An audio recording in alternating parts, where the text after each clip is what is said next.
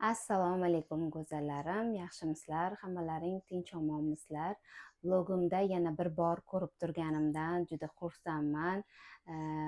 O'tgan videolarimda hammalaringdan ijobiy fikrlarni o'qib chiqib judayam xursand bo'ldim. Va bugungi menyularni mendan kutib qolinglar.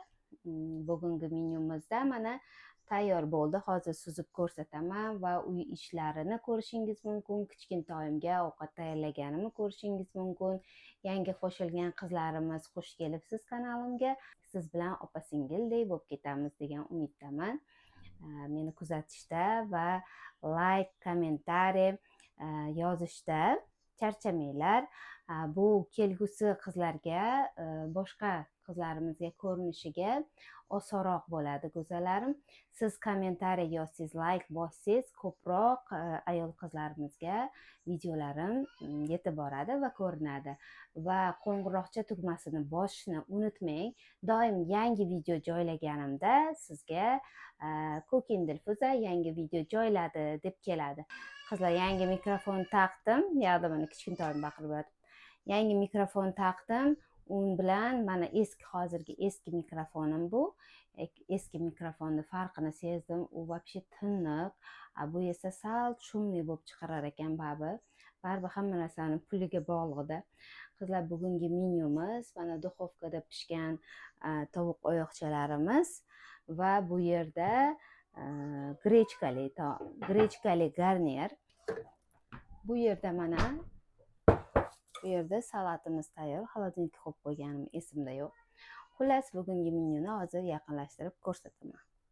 Ikkinchi menu ko'rsatishdan oldin ertalabki nonushtani ko'rsatib o'tib ketmoqchiman. Bir qoshiq gehi yog'ini solib, bitta piyozni mayda qilib to'g'rab oldim va tillarang bo'lguncha qo'rib olamiz.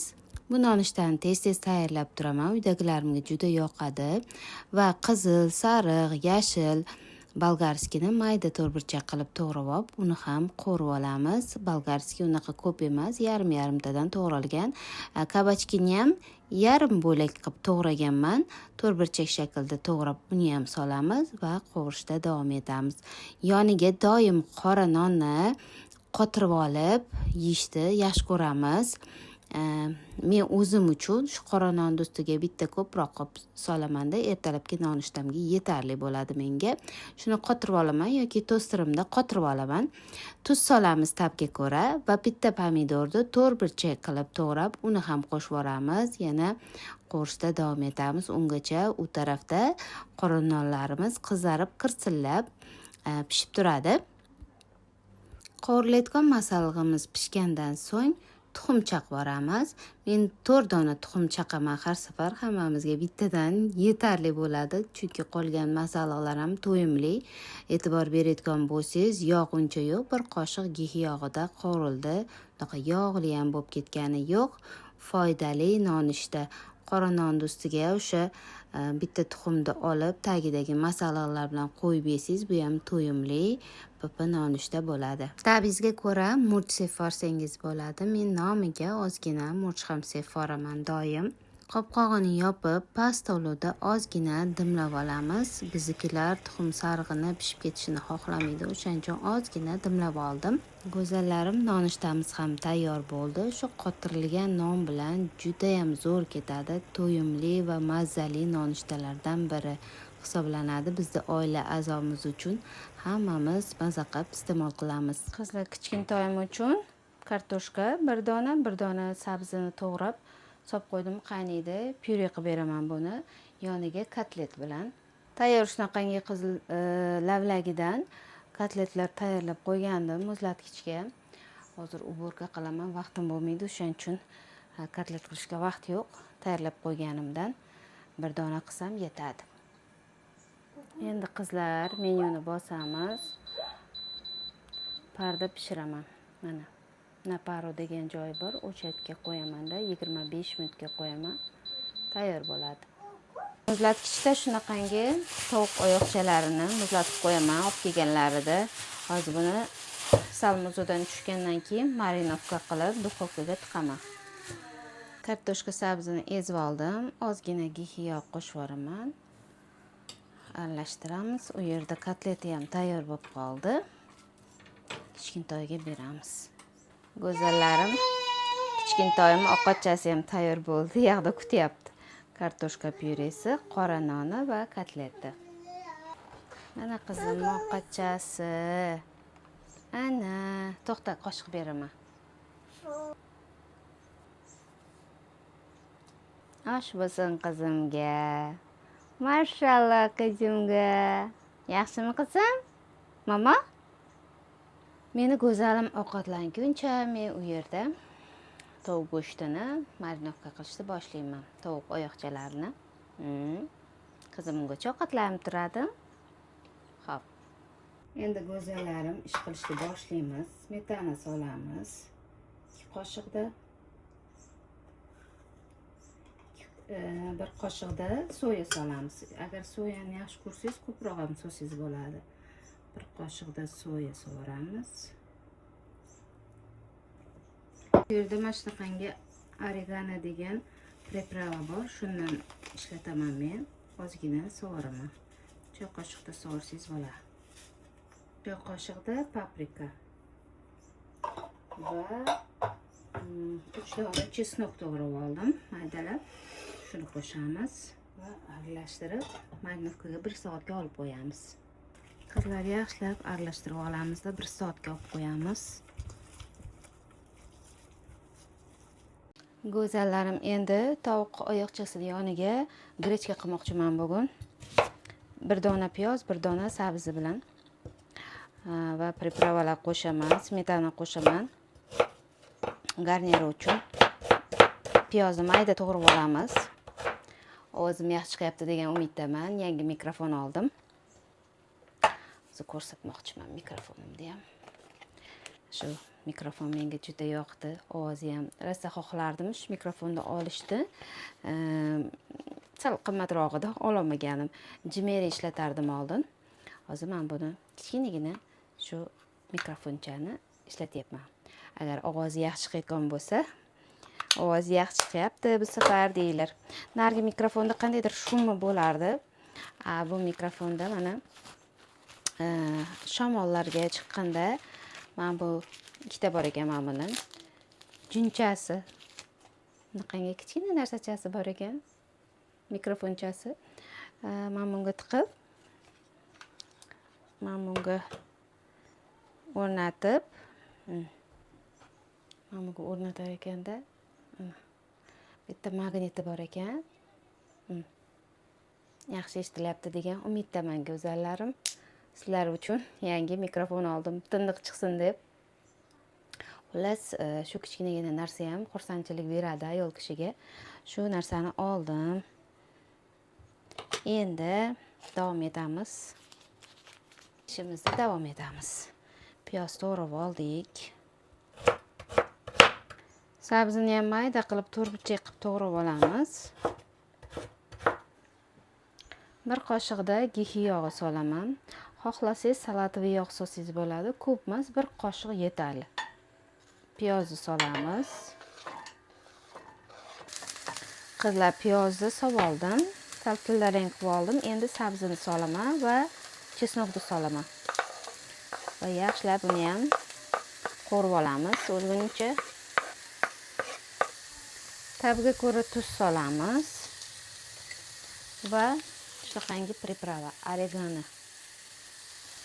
Hozir tovuq oyoqchasiga ishlatdim-ku, o'shandan sovuramiz ozgina.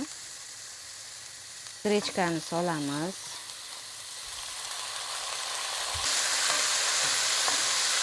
Ozgina suv solamiz. Suv solamiz. 1 qoshiqda smetana va dimlab qo'yamiz. Bo'ldi.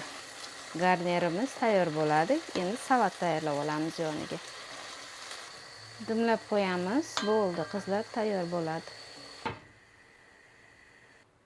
Endi salat tayyorlaymiz, qizlar. Iceberg karami.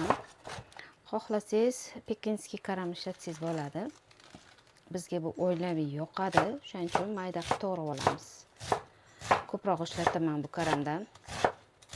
Mayda qilib to'g'raymiz. Bodring to'g'raymiz. Makkajo'xori solamiz. Qizlar, karam to'g'rab oldim. Bodringni mana shunday qilib yuqa qilib somon chaqib to'g'rab olamiz. Tabga ko'ra tuz, soya,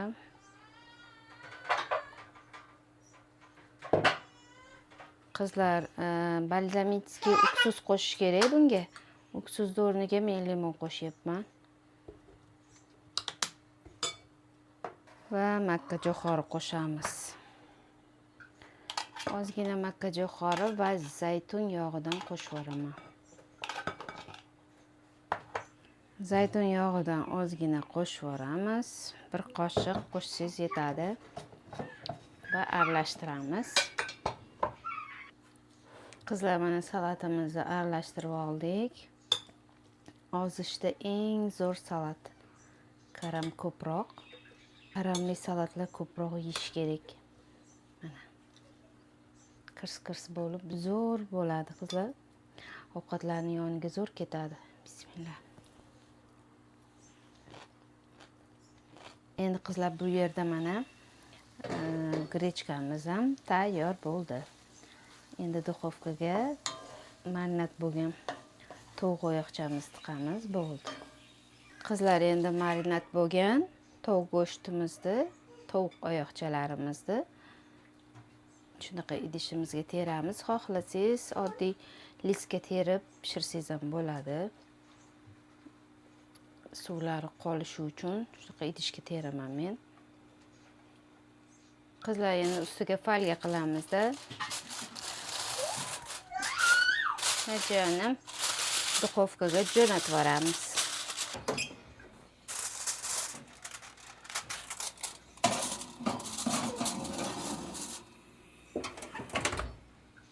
Bugungi taomimizda bir dona tovuq oyoqchasi va salat ko'proq solamiz. Tarelkamizda bir qismini salatga ko'proq to'ldiramiz.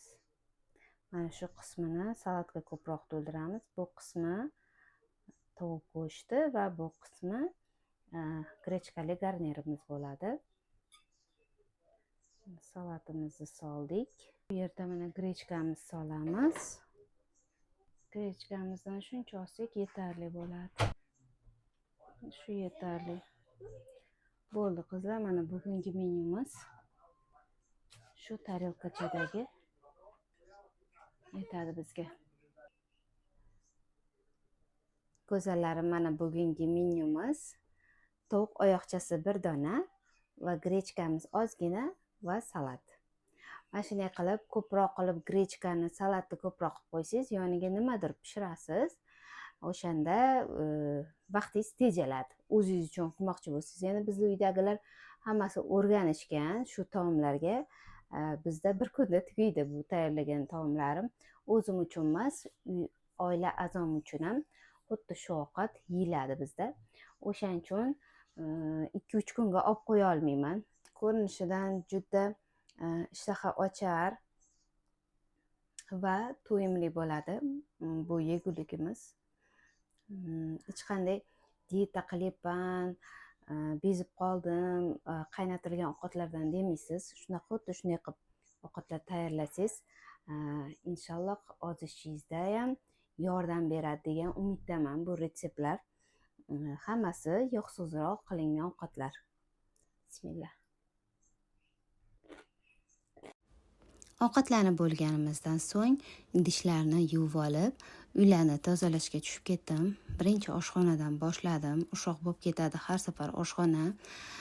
To'kiladi, sochiladi. Oshxonani yig'ishtirib oldim, pilisos qilib oldim. Oshxonadan so'ng koridor va boshqa xonalarni ham pilisos qilib oldim. Bu orada kichkintoyim yonimda yuradi va birgalikda ish qilamiz.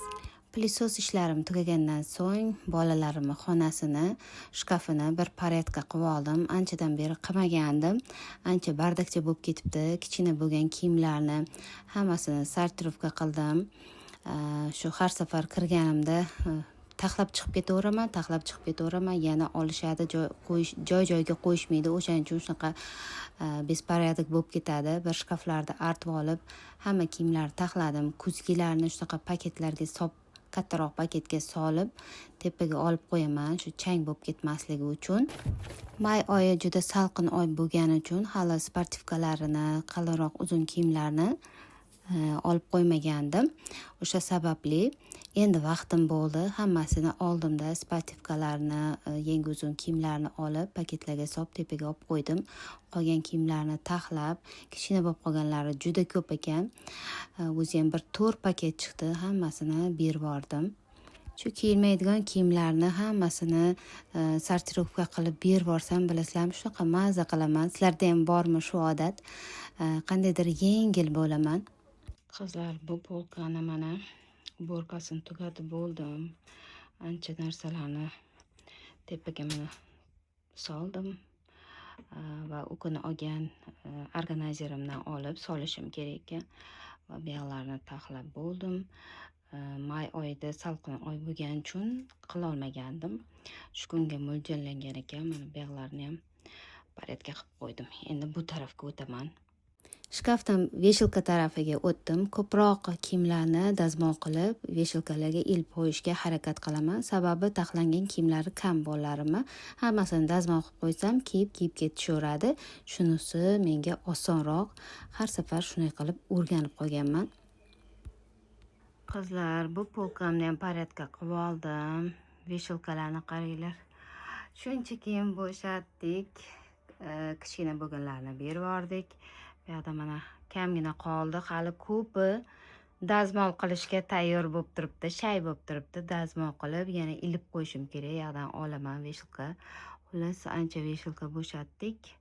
Kichkina bo'lib qolibdi, bo'ylari rosa o'sibdi. Pastda sumkalari bo'larmi? Shkafimni eshiklarini tez artib turaman. Qora rang bo'lgani uchun qo'l izlari tez bilinib qoladi va tez artib turishga harakat qilaman. Oynak spreyda artib olaman har safar. Bugungi vlogim shu bilan nihoyasiga yetdi. Yangi qo'shilgan go'zal qizlarimiz kanalimga xush kelibsizlar. Video sizga manfaatli bo'layotgan bo'lsa, kommentariy yozib qoldiring. Videoga like bosishni unutmang. Va kelgusi videoda ko'rishguncha Allohga omonat bo'ling.